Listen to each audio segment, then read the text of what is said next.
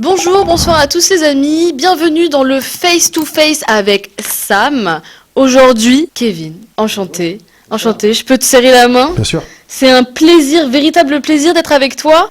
Kevin, tu peux un petit peu nous raconter qui tu es et ce que tu fais dans la vie? Oui, je suis fondateur et président de la société ISP, donc Infinity Storm Productions, société simplement de production d'artistes scéniques, d'artistes que ce soit en live ou en studio, aussi bien des artistes de musique que des humoristes, on va jusqu'à l'acting. Donc voilà, en gros, l'art de la scène, on va dire un peu sous toutes ses formes. ISP, donc c'est Infinity Storm Productions, c'est ça? C'est ça. Est-ce que tu peux un petit peu nous raconter l'histoire derrière ce logo? Oui, l'histoire, elle est un peu cocasse. C'est mon frère, en fait, à la base, qui avait monté une association qui s'appelait Infinity Storm, qui n'a malheureusement jamais vu le jour. Et il m'avait dit, c'est marrant, quand t'arrives quelque part, quand t'arrives dans la vie des gens, c'est une véritable tempête à chaque fois. C'est une tempête énorme. Les gens se souviennent de toi dans un sens ou dans l'autre. Et du coup, il m'a dit, bah voilà, Infinity Storm, je te l'offre, en fait, c'est ta boîte. Et on a juste rajouté production dessus, tout simplement. Donc voilà, c'est un petit hommage que mon frère m'a rendu. Je trouve ça adorable. Donc ta société, c'est ISP. Est-ce que tu peux un petit peu me raconter ton parcours, comment tu es arrivé jusqu'à créer du coup cette boîte? Alors mon parcours, très jeune, très jeune, j'ai toujours un peu baigné dans l'univers de l'artistique. Même quand on était tout enfant, avec mes frères et sœurs par exemple, on voyait pas beaucoup mon père, parce qu'il faut savoir que je viens d'une famille de 8 enfants, donc forcément beaucoup de travail demandé pour les parents, et le petit moment privilégié qu'on avait, c'est mes premiers liens avec la musique, c'est le soir avant de nous endormir, mon père montait avec sa guitare et puis nous jouait un morceau. De fil en aiguille, j'ai toujours aimé ça, j'ai toujours voulu un peu baigner là-dedans, j'ai toujours été attiré par ça, et ce qui est bien, c'est que même 20 ans après, j'ai encore des personnes qui disent je t'ai connu quand t'étais tout gamin, et t'avais déjà le côté un peu scénique, et ça a toujours été depuis aussi longtemps qu'on remonte ma mémoire, j'ai toujours été attiré par ce côté-là. J'ai été repéré quand j'étais très jeune par Frédéric Tarozzi, que j'embrasse d'ailleurs évidemment, qui m'a beaucoup apporté, qui m'a beaucoup conseillé. J'ai travaillé pour des grands noms que je ne citerai pas maintenant, évidemment, on sait pourquoi. Des gens qui m'ont beaucoup apporté, qui m'ont beaucoup porté aussi, qui m'ont beaucoup aidé à grandir. Aussi bien d'ailleurs dans ma vie à l'époque d'artiste que dans ma vie on va dire de jeune homme. Voilà. J'ai pris beaucoup d'expériences grâce à eux, des bonnes comme des moins bonnes, comme tout le monde. Dans ce métier-là, il y a, comme on dit, à boire et à manger. Travailler avec quelques majors, avec sur pas mal de projets très intéressants, des artistes. Voilà, j'ai été pris comme découvreur de talent, donc je devais aller carrément chercher les talents pour certaines personnes. Puis au bout d'un moment, j'ai eu ma carrière aussi sur scène très courte, par contre, avec des groupes et tout ça. Des groupes de musique? Des groupes de musique, ouais. D'où la guitare qui est juste ici, je sais pas si on va l'avoir dans le plan. Alors, qui est ma guitare d'à l'époque où je montais sur scène? C'était il y a combien d'années? Oh, il y a pas mal d'années maintenant. C'est vrai, mais pourtant elle paraît tellement propre, tellement soignée. Ah oui, les instruments, c'est comme tout, c'est une partie de nous. Bon, j'avoue que j'étais peut-être bon en guitare, mais j'étais très mauvais guitariste paradoxalement, puisqu'on me disait tu joues tel accord, tu fais telle note, et je ne savais pas ce que je jouais, je savais juste que je devais mettre mes doigts comme ça, puis je jouais, puis c'était instinctif. Que c'était en fait du mimétisme. D'accord, ok. Mes morceaux, puisque j'étais auteur-interprète, je suis pas compositeur, malheureusement. À mon grand regret, je ne suis pas compositeur. Et j'ai participé, on va dire, un peu à comme on disait à l'époque, à une gigantesque blague, c'est-à-dire que je jouais des morceaux, je ne savais pas ce que je jouais, et des grands musiciens avec qui je parlais, ils me disaient, mais c'est quand même un peu honteux. Ils ont raison, et aujourd'hui, je m'en excuse, ils ont raison, ils me disaient, mais tu joues, tu sais même pas ce que tu joues, en fait, donc ouais, tu y mets toute ton âme, mais tu connais pas la technique, et c'est vrai. D'accord, ok. Et c'est-à-dire que j'ai toujours eu cette chance dans la vie, c'est même quand je montais sur scène, bon, la scène manque, évidemment, j'ai pas fait que du chant, mais ça, on va y revenir un peu plus tard, je pense.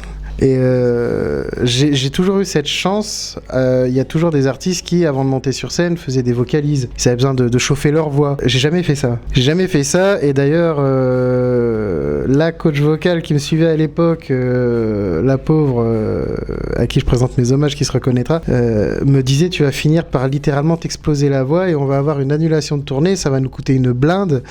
Et en fait non, j'ai toujours eu cette capacité à savoir rebondir, à savoir en fait comment placer ma voix, et j'ai jamais apprécié en fait réellement le fait de chauffer sa voix. Pour moi c'était juste c'était pas naturel. Tu suivais pas forcément les codes établis, quoi. Tu faisais un petit peu à ta sauce. Mais ça fonctionnait. Oui, alors le fait que j'ai pas suivi les codes, je pense que ça va beaucoup revenir dans cette interview. J'ai jamais suivi les codes. J'ai toujours brisé les codes. J'ai toujours dit que les codes, en fait, au final, oui, ils sont faits pour être suivis, mais quand on a une patte artistique, quand on a une empreinte d'artiste, une âme d'artiste, on suit jamais les codes. Contrairement à ce qu'on peut croire, on ne suit jamais les codes dans ces cas-là, c'est pas vrai. Tu as eu un groupe de musique. Ça, c'était il y a combien de temps, un peu?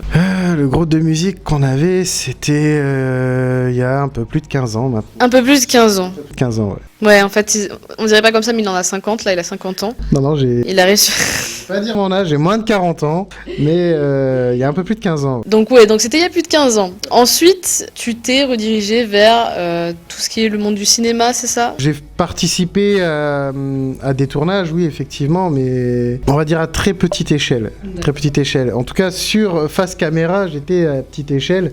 On avait besoin de moi, on m'appelait, c'était des copains qui m'appelaient en disant tiens, est-ce que tu veux faire une apparition là, sortir une phrase là, une réplique. J'arrivais des fois.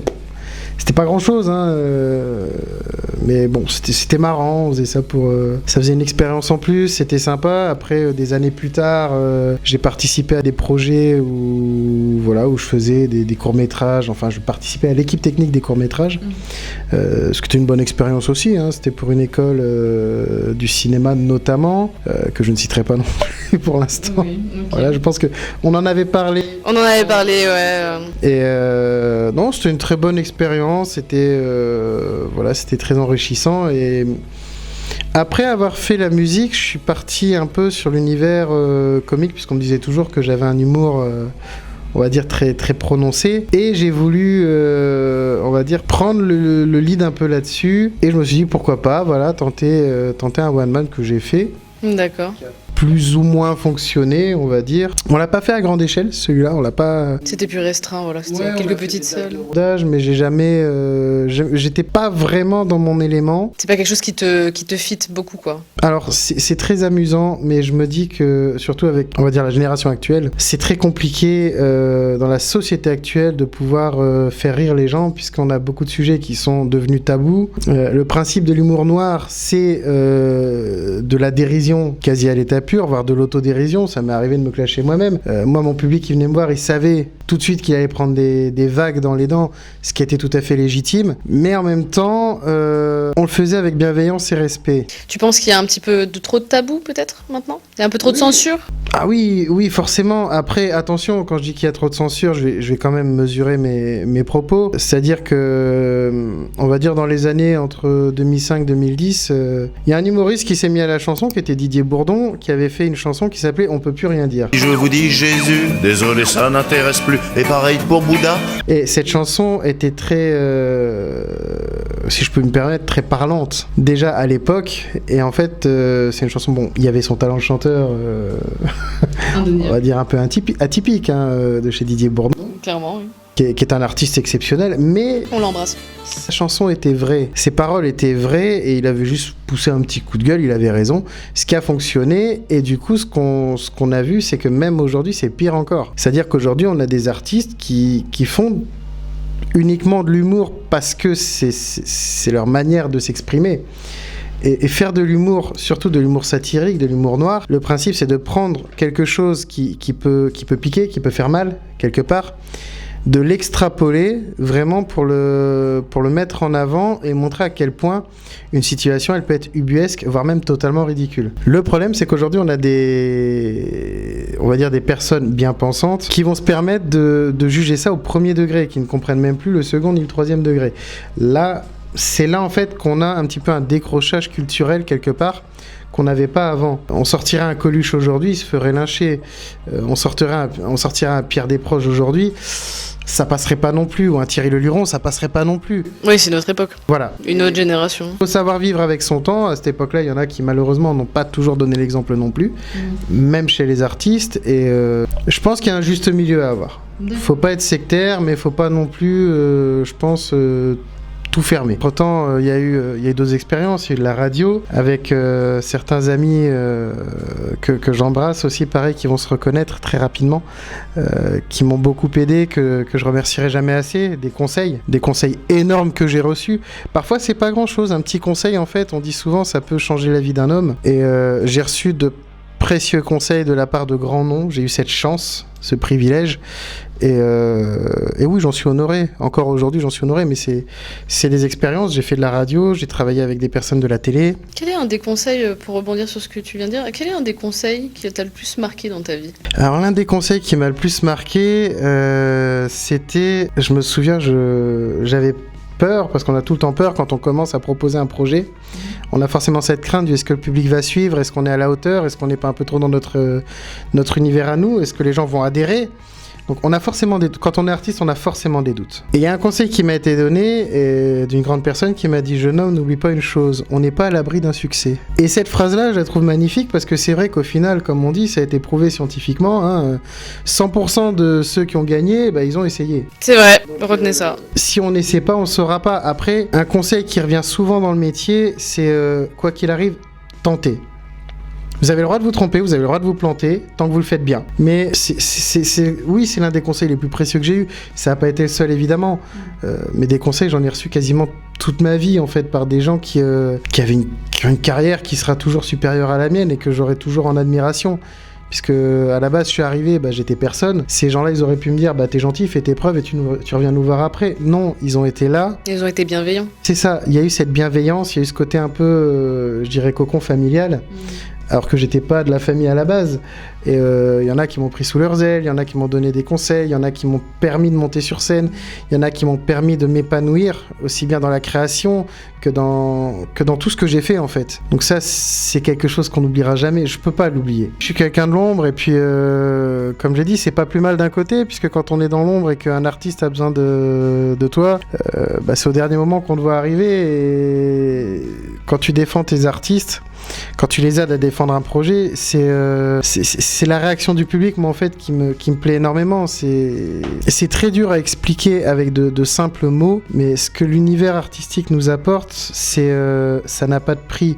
Souvent, on a entendu des médias, on va dire entre guillemets, peu scrupuleux, qui disaient oui, les artistes, c'est un univers de drogue et d'alcool. C'est très stéréotypé quand même. Très stéréotypé. Et ils ont pas honte de le dire, et ils s'en vantent de leurs stéréotypes, et ils sont contents. Mais ils ont raison sur un seul point. C'est que quand on est artiste, on est drogué. Mais on a la drogue la plus dure au monde et à la fois la plus merveilleuse, c'est la scène. Les gens se rendent pas compte que quand on dit qu'on a le virus de la scène, c'est réellement, quand on ne monte pas sur scène depuis un certain temps, on a... Des symptômes de manque et tout ? Oui, de vrais symptômes de manque. Ça peut aller jusqu'à la dépression, il y en a malheureusement, ça va plus loin. Mais oui, la scène est une drogue, dans tous les cas, le contact du public, c'est une fois qu'on y a goûté, on peut pas s'en passer. Si on a ça dans le sang, on peut pas s'en passer en fait. Et personne, je connais personne qui arrive. Il y en a beaucoup qui s'arrêtent, qui finalement finissent toujours par revenir d'une manière ou d'une autre. J'en vois qui... Ils prennent la retraite et puis finalement c'est ouais bon j'ai pris la retraite mais allez je reviens encore une fois allez pour la route c'est allez là on a dit on fait plus que du théâtre et puis finalement on fait un album studio et de l'album studio ils disent bon allez on va faire une petite tournée c'est toujours comme ça en fait et il y en a c'est jusqu'au bout. Il y a des artistes comme à l'époque Henri Salvador qui chantait jusqu'à la semaine où il est décédé, il était monté sur scène. Ça reste des artistes intemporels qui aujourd'hui encore marquent les esprits. Donc parce qu'ils ont tout donné à leur public. Et à partir du moment, c'est ce que je disais tout à l'heure, on est sincère et authentique, il n'y a rien qui peut nous arrêter dans ces cas-là. Donc ensuite, tu as fait la télévision et tu es naturellement arrivé au moment où tu t'es dit que tu voulais créer ta propre boîte. De base, pas exactement. Il faut savoir que j'ai cette société de production ISP, c'est ma 3e société. D'accord. J'avais d'abord, enfin 3e entre guillemets, j'avais fait une première société en 2014 d'agent artistique. Voilà, je me suis mis à mon compte. avec plus ou moins de succès, puisque forcément je repartais de zéro, donc c'est pas pareil. Hein. Dès qu'on bosse plus pour certaines boîtes, curieusement, on a moins de soutien. Oui, c'est plutôt logique, effectivement. Pourquoi pas, hein. Après, comme j'ai dit, j'étais pas une major, donc moi je voulais juste être agent à mon compte pour éviter en fait de me prendre la tête avec certaines directives auxquelles je n'adhérais pas. Donc déjà à l'époque, j'adhérais pas. Et par la suite, j'ai créé une deuxième société, toujours en auto-entrepreneuriat, de coaching vocal et scénique, et donc que j'ai fusionné avec la première. Comme ça, moi, j'avais toutes les casquettes, c'était très bien. Je pouvais à la fois, on va dire, diriger et vraiment accompagner mes artistes sur leur évolution technique. Et en même temps, en tant qu'agent, je pouvais les accompagner sur le plan technique, contractuel et compagnie. Donc j'avais pas mal de choses et je cherchais souvent, enfin j'ai longtemps cherché, comme on dit, le mouton à 5 pattes, un producteur qui comprenne mes valeurs pour mes artistes. C'est-à-dire un producteur qui soit à l'écoute, parce que chez moi, l'humain, il est primordial. D'ailleurs, chez ISP, n'importe qui pourra te le dire, c'est que l'humain, il préempte sur tout le reste. On met l'artiste à sa juste place et c'est ça qui est important. Et je trouvais pas. Et j'ai des personnes, des grands noms, je vais en citer deux. Je me permets, je vais en citer deux. Il y a Fabienne Thibault qui me l'a dit, qui est une grande dame, très très grande dame, et que j'embrasse fort d'ailleurs avec Christian, et Lucide Bossonge. Qui m'ont dit, entre autres, il y en a d'autres qui m'ont dit, mais ces deux dames-là qui ont quand même une carrière exceptionnelle, m'ont dit mais le producteur que tu veux il n'existe pas. Et je leur ai dit pour moi non seulement il existe mais je vais le trouver. Et il y a une autre personne, une tierce personne que voilà, je vais taire son nom mais qui va très bien se reconnaître, qui m'a dit écoute, pardon pour le langage, il a dit écoute tu nous emmerdes, ton producteur que tu veux n'existe pas, si tu veux ce producteur, deviens-le. Au début j'ai dit non, je suis pas pour, moi je me bats depuis des années contre les producteurs parce qu'ils ne respectent pas les artistes, parce qu'il y a toujours anguille sous roche, parce qu'il y a souvent, on va dire, des problèmes d'entente, et pour moi, quand on travaille pour un artiste avec un artiste, on doit travailler en symbiose, voilà, c'est ce côté un peu de bienveillance. Je suis pas banquier, il y a beaucoup de producteurs qui utilisent les artistes un peu comme des billets de banque. Et je conçois, je veux dire, là j'ai une prod, je sais très bien que ça coûte de l'argent. On a besoin de rentabiliser, mais il y a des manières de faire. Ouais. Et je ne suis pas d'accord avec la manière de beaucoup. Donc j'ai décidé, à force d'être un peu poussé au bord du ravin, de céder et de passer producteur en fait. Donc j'ai pris, alors, à l'époque on disait la licence, maintenant c'est plus comme ça qu'on dit, mais la licence 2 et 3 de spectacle vivant, de producteur de spectacle vivant. J'ai monté ma société, donc une SAS, et voilà comment est né ISP en fait, tout simplement, de petits bouts de chemin qui ont fini par faire une route où d'autres personnes ont accepté de me prêter main forte. De venir et de créer des super projets avec du coup la boîte. Et d'ailleurs en parlant de projets, quels sont les projets qui se font actuellement, si tu peux en parler? Alors là actuellement on a des projets, on peut malheureusement pas trop en dire. Ouais. Il y a un minimum. Ça c'est un peu l'avantage quand on est le patron de la boîte, c'est qu'on a le droit d'enfreindre certaines règles. Ouais. On va dire, on met en place avec mon équipe, puisque je ne décide jamais seul. Donc on met en place actuellement des partenariats sur des tournées à venir avec des artistes reconnus, comme des artistes qu'on appelle émergents.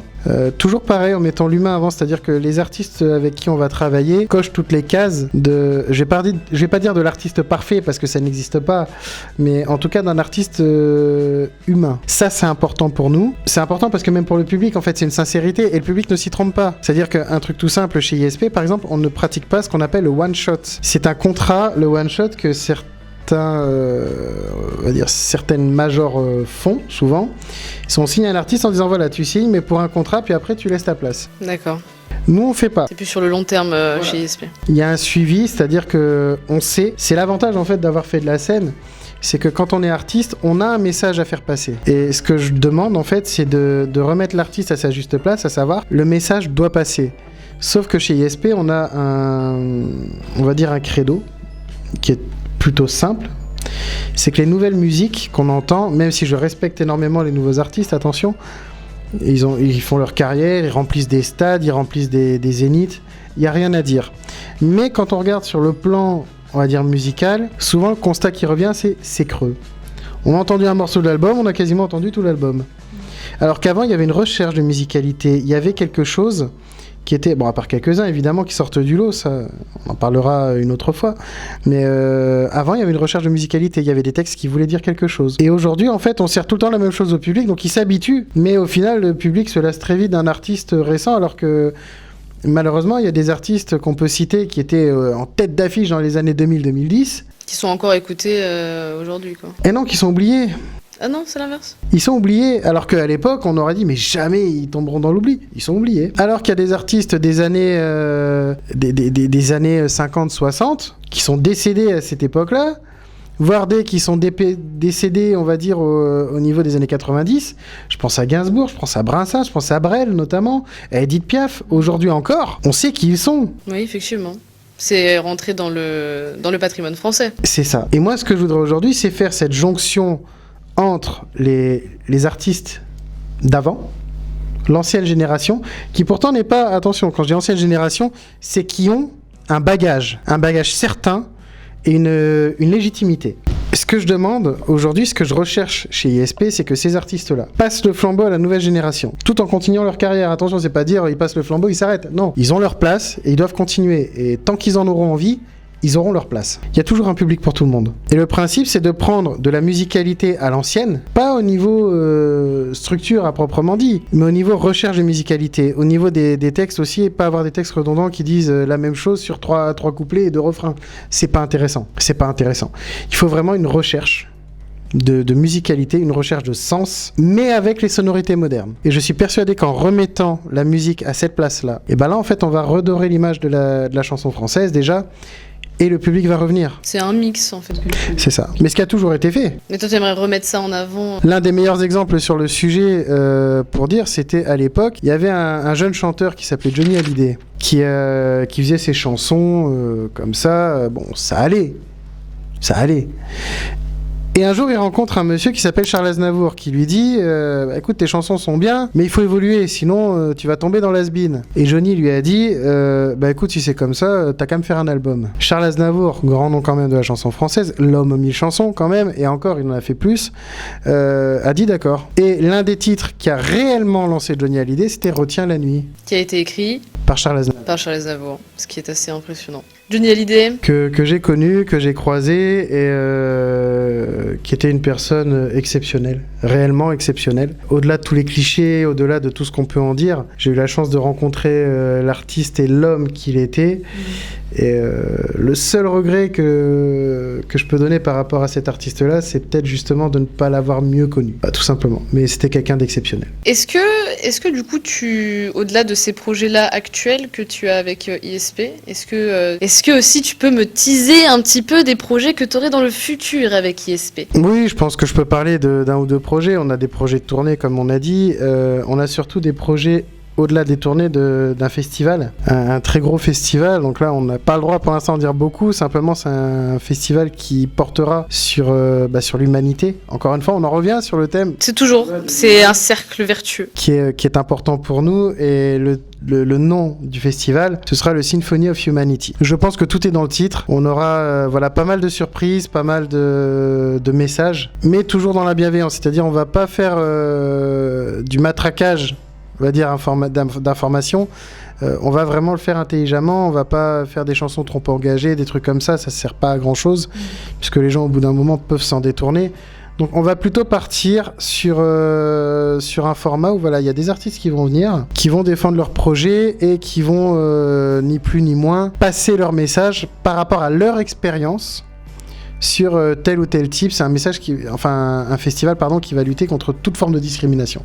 Voilà, ni plus ni moins, c'est juste ça. D'accord, ok. Il y a un autre projet dont je vais te donner une info, on va dire un peu exclusive. Ça, je sais que t'aimes bien. Ah, j'aime trop les exclus, moi. Donnez-moi des exclusivités, s'il vous plaît. J'ai parlé avec une artiste et amie que j'ai vue pas plus tard qu'hier en émission de radio. D'ailleurs, tu étais présente. Mais oui, c'est vrai, effectivement. Le monde est tout petit. Hein. Ah, le monde est tout petit. Et cet artiste, il s'avère que, les choses de la vie font que je me suis éloigné de la scène personnellement. Mais j'ai réécrit des textes de chansons. Voilà, sauf que je suis toujours pas compositeur. Et cette grande artiste, cette grande dame, qui va se reconnaître, je pense.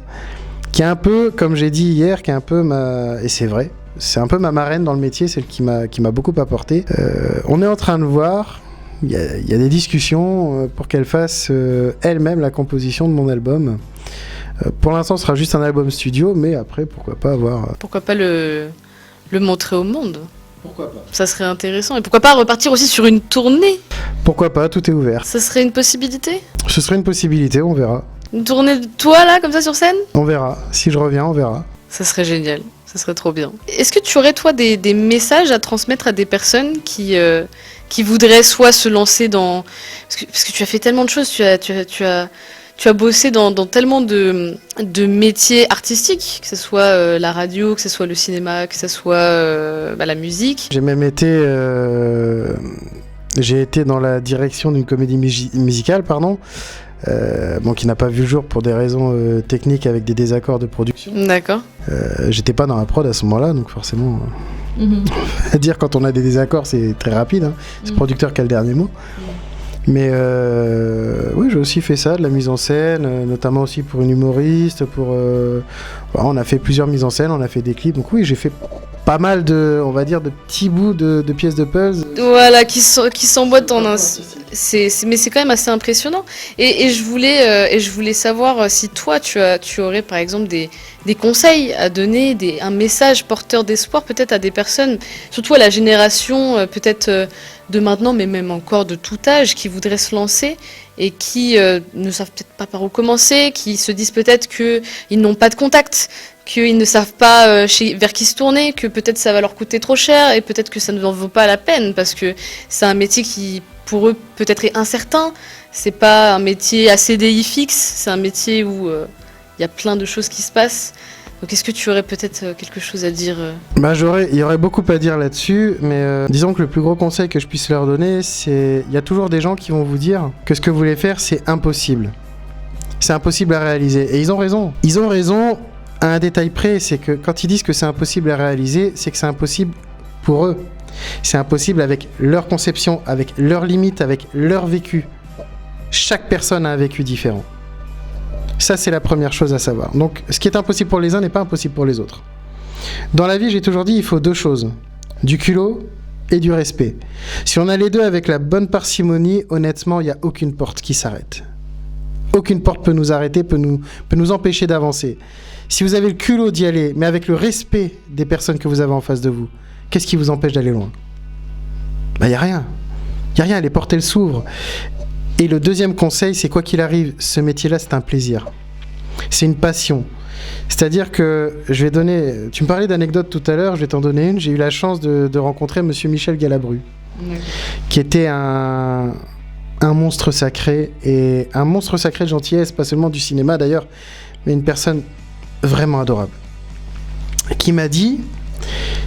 Il m'a dit, mais tu te rends pas compte, on a de la chance, on est payé pour s'amuser, en fait, on travaille jamais.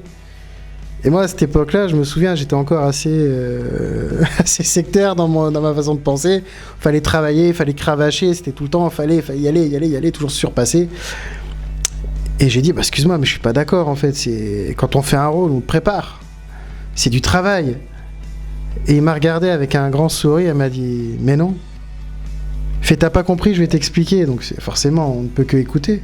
Surtout à ma position, je pouvais que écouter. Il m'a dit, mais quand on va au théâtre, on va jouer un rôle. Quand on monte sur scène, on va jouer un concert. Quand on va dans un film, on va jouer un rôle au cinéma. Donc en fait, on est payé à s'amuser, c'est le plus beau métier du monde. Et il avait raison. Et une fois qu'on a compris ça, il n'y a rien qui s'oppose à notre succès. En revanche, le jour où on perd ça, il faut arrêter. Le jour où on perd cette flamme. Si un jour un artiste monte sur scène et il me dit c'est bon, j'ai pas le trac, je lui dis c'est le dernier concert que tu fais. C'est que tu as perdu cette flamme parce qu'on ne sait jamais comment le public va accueillir un spectacle qu'on propose quand c'est un nouveau spectacle. Si on dit non, c'est bon, j'ai plus le trac, c'est faux. Soit c'est faux, soit c'est que la personne malheureusement a perdu sa flamme et il faut qu'elle la retrouve. Parce que si elle la retrouve pas, elle perd de la sincérité. Et on peut faire croire qu'on est sincère. Mais s'il y a bien, on va dire, une entité qu'on peut pas tromper, c'est le public. Ouais, le public, il le ressent. Voilà, on peut pas tricher avec ça. On peut pas tricher avec les émotions, on peut pas tricher avec la sincérité. C'est impossible, parce que tôt ou tard, ça va se savoir. Et c'est là qu'on a par contre, malheureusement, des artistes qui se perdent et qui perdent leur public. C'est déjà arrivé à mon grand regret, puisque ça pouvait être de très bons artistes. Et une fois qu'on reprend cette sincérité, ça s'est déjà vu aussi, les artistes reviennent, curieusement. Quand ils se retrouvent eux-mêmes, quelquefois sur un travail d'introspection, quelquefois sur une mise en retrait quelques années, ils reviennent. Et c'est ça aussi qu'on défend chez ISP. C'est ce côté d'un artiste où on ne veut pas du contractuel à l'année. Il y a des personnes, je peux t'en citer certaines, des noms très connus, comme Kinvey. Je peux t'assurer que Kinvey, je lui dis demain, tu me fais un album par an, il va me regarder un grand smile, il va dire mais si tu veux, je t'en fais 2, c'est une machine à tube. Ce gars-là, il est impressionnant, c'est un showman, c'est une machine à tube, c'est quelqu'un qui est altruiste, qui est ouvert à son public, qui est honnête, qui est sincère, il n'y a pas de souci. Par contre, il y a d'autres artistes qui vont dire non, moi je fais un album tous les 5, 6, 7 ans. C'est pas la même façon de gérer sa carrière, mais j'ai envie de dire, peu importe, si Kinvey a envie de dire je fais un album tous les ans, mais il est capable de le gérer parce que c'est une machine à tube ce gars-là. Par contre, il y a d'autres artistes qui disent écoute, moi je suis désolé, un album, non, c'est tous les 3, 4 ans ou 5 ans. Mais c'est son rythme. Mais ils auront le même succès sur scène. Ouais, du moins, c'est de la qualité. C'est ça. C'est ça qui compte, c'est cette qualité-là. Peu importe le nombre d'albums que tu fais dans ta carrière, tant que tu es sincère et que tu donnes tout sur scène, et je peux t'assurer que les artistes avec qui nous, on bosse, ils donnent tout et plus encore sur scène, on n'a rien à regretter. On n'a rien à regretter, c'est le plus beau métier du monde. Et je dis parce que j'ai la chance, aujourd'hui, si tu veux conclure là-dessus, j'ai la chance, et c'est rare, de pouvoir dire, je vis de ma passion. Je me lève le matin, le premier truc que je me dis 2 choses quand je me lève le matin. La première, c'est ça fait plaisir ce que je fais dans la vie, je peux bosser, j'ai cette chance-là de vivre de ma passion. Et la deuxième que je me dis, qui peut avoir à voir sans avoir à voir, c'est une question un peu rhétorique. C'est qu'est-ce que je peux faire aujourd'hui pour m'améliorer par rapport à hier ? Ça peut être dans les conseils justement aussi pour... C'est sûr, c'est un très très bon conseil que j'essaye d'appliquer aussi moi depuis que j'ai entendu cette phrase sortir de ta bouche. J'inspire les gens, c'est bien. Non mais c'est vrai que ce conseil est vachement bien. Mais ça aide, c'est une philosophie de vie et... Être meilleur que la veille quoi. C'est ça, comme on dit, souvent les gens pareil, il y en a qui vont dire le carpe diem c'est surfait. Non, c'est carpe diem, c'est vivre au jour le jour. On ne sait pas de quoi demain sera fait, on ne sait pas ce qui nous attend. Ça peut être du bon, du moins bon, il y a des hauts, des bas. Et en toute honnêteté, heureusement, parce que si on savait déjà ce qui se passe à l'avance, il n'y aurait plus de surprise. Et sans surprise, on ne peut pas se surpasser, qu'elle soit bonne ou moins bonne. On ne peut pas se surpasser si on n'a pas ça. Et comme j'ai dit, j'ai jamais commis d'échec dans ma carrière. Je me suis trompé, mais j'ai jamais commis d'échec. C'est une phrase qui est très connue, mais soit j'ai réussi, soit j'ai appris. Le seul échec que tu puisses faire, c'est si tu abandonnes. Là, c'est un échec. Tant que tu n'abandonnes pas, c'est pas un échec.